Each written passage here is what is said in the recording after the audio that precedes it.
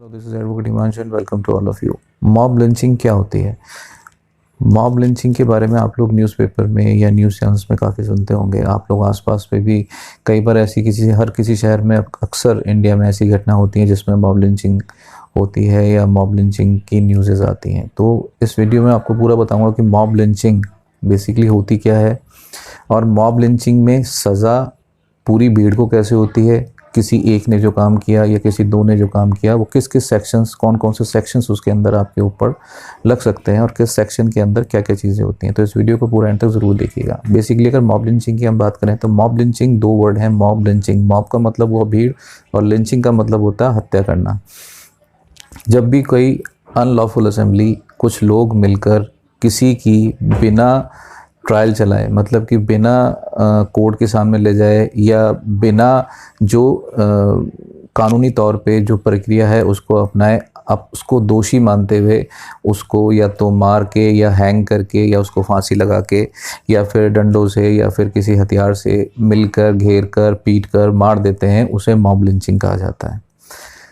जैसा कि आप लोगों ने न्यूज़ चैनल्स वगैरह के अंदर भी देखा होगा कि कुछ लोग, भीड़ एकदम तुरंत इकट्ठी हो जाती है और वो मिलके जो है उनको मारना शुरू कर देती है। या कई जगह ऐसे भी केसेस हुए हैं कि रात को कुछ लोगों ने मिलके किसी आदमी को लटका दिया या दिन में किसी को लटका दिया, या जो प्यार करने वाले हैं या जो लड़का लड़की दूसरी शादी करते हैं उन लोगों को पकड़ लिया गया, जो घर से भागे हैं उनको पेड़ से बांध के मार दिया गया, या कोई चोरी करने के लिए के इरादे से कहीं पर कोई चोरी करता हुआ पकड़ा गया तो भीड़ ने उसको पकड़ा और इतना मारा कि वो मर ही गया।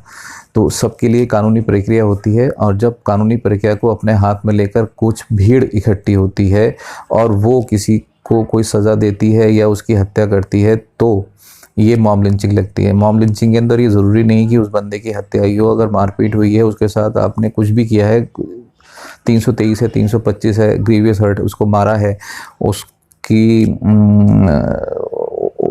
उसके किसी ऐसे पार्ट पे लगी है, चोट लगी है, उसको ग्रीवियस हर्ट हुआ है, तब भी मॉब लिंचिंग होती है। तो मॉब लिंचिंग के अंदर बेसिकली सेक्शंस क्या क्या होते हैं ये डिपेंड करता है। इसके लिए कुछ सेक्शंस इस तरह के डिफाइन नहीं है। मॉब लिंचिंग के लिए कोई अलग से सेक्शंस नहीं होते, ये सेक्शंस कंबाइन करके लगाए जाते हैं। मान लीजिए जैसे कहीं कोई मॉब लिंचिंग होती है, उसमें कुछ लोगों ने मिल के किसी आदमी को मार दिया तो 302 लगेगी और 302 के साथ 34 IPC भी लगी, 302 IPC, जिसमें मौत की सज़ा है अगर वो व्यक्ति जो है जिसके साथ मॉब लिंचिंग हुई वो मर जाता है। तो साथ ही 34 सेक्शन 34 IPC भी लगेगा, जिसमें कॉमन इंटेंशन होता है कि 10 लोगों ने की कॉमन इंटेंशन थी कि इन्होंने मिलकर मारा।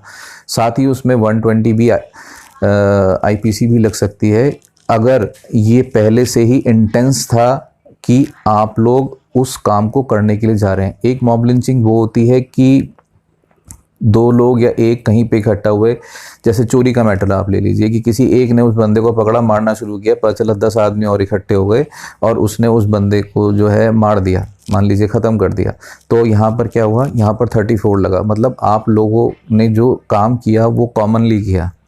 लेकिन अगर वही चीज़ कि हम कल उस बंदे को पकड़ेंगे, वहाँ पे ले जाके उसको मारेंगे, हर साथ 10 लोग इकट्ठे हो जाएंगे, तो ये हुई कॉन्स्पिरेसी। तो इसके अंदर अलग अलग सेक्शंस लगते हैं। 302 जैसे भीड़ ने किसी को मार दिया तो वो 302 मर्डर का केस होता है। अगर जिसको आप मार रहे हैं वो मरते इस कंडीशन में पहुंच गया कि वो मरा नहीं, लेकिन आपने उसको मारने की कोशिश करी, इतने ग्रीवियस हर्ट, इतनी बुरी तरीके से उसको जख्मी किया कि वो मरने की स्थिति में पहुंच गया लेकिन मरा नहीं, तो 307 लगी।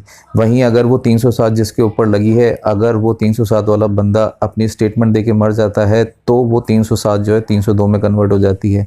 साथ ही इसमें 147, 148 सेक्शंस भी लगते हैं जिसमें कॉमन इंटेंशंस या आप लोगों ने कॉमनली एक काम उसके साथ किया। 323 भी लगती है अगर नॉर्मल मारपीट होती है।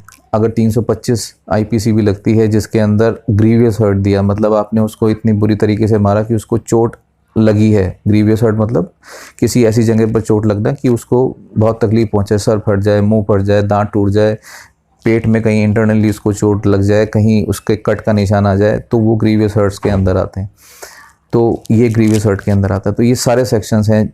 डिपेंड ये करता है कि किस तरह की वारदात वहाँ पर हुई है, कॉमन इंटेंशन के साथ हुई है या वो एक टाइमली था कि एक बंदे ने मारना शुरू किया, सब लोग आके इकट्ठे हो गए।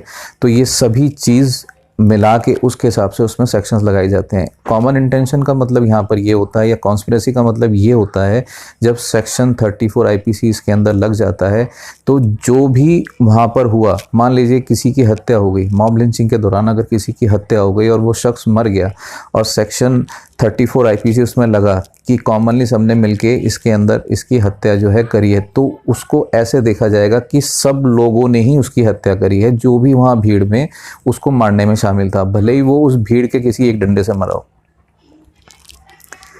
लेकिन वो सबको उसी तरह से सज़ा दी जाएगी। सेम इसी तरह से कॉन्स्पिरेसी के अंदर भी होता है। कॉन्स्पिरेसी के अंदर तो खैर ये तो नटशल क्लियर ही है कि जो भी आपने काम वहाँ पे, जो भी वारदात किन लोगों ने वहाँ पर करी और वो किसी कॉन्स्पिरेसी के तहत करी। कॉन्स्पिरेसी का मतलब होता है जानबूझ के 10 लोगों को इकट्ठा करके किसी व्यक्ति को मारना, तो वो भी मॉब लिंचिंग के अंदर आता है। और कॉन्स्पिरेसी में तो सेम वही सज़ा होती ही है, जो मतलब आपने मिल के काम किया, तो अगर एक ने भी मारा उसमें से तो वो सबको ही सज़ा उस तरह से दी जाती है। तो उम्मीद है इस वीडियो में आपको समझ में आया होगा कि मॉब लिंचिंग क्या होती है और किस किस तरह से इसमें सेक्शंस लगाए जाते हैं। अगर ये वीडियो पसंद आई हो तो इसको लाइक, सब्सक्राइब और शेयर ज़रूर करिएगा। Thank you so much for watching this video.